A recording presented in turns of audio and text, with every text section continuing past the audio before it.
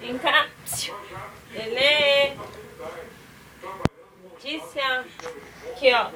Ó, a mamãe vai arrumar a cama. Letícia. Ó, a mamãe tá arrumando a cama aqui, ó. Ó.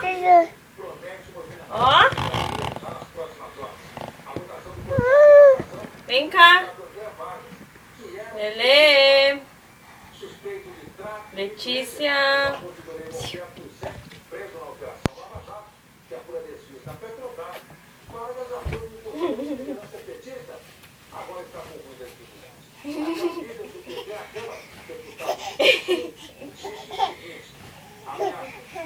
Na nossa bancada, a votação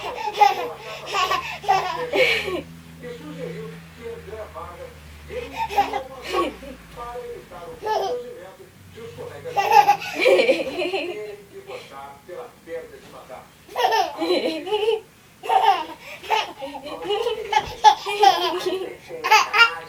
Investigaram na Operação Lava Jato, mantinha um contrato sigiloso com o ex-ministro condenado por corrupção no mensalão.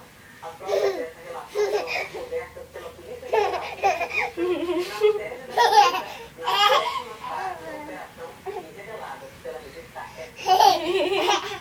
A Polícia Federal apreendeu o contrato na sede da empreiteira em São Paulo, em busca na última fase da Operação Lava Jato.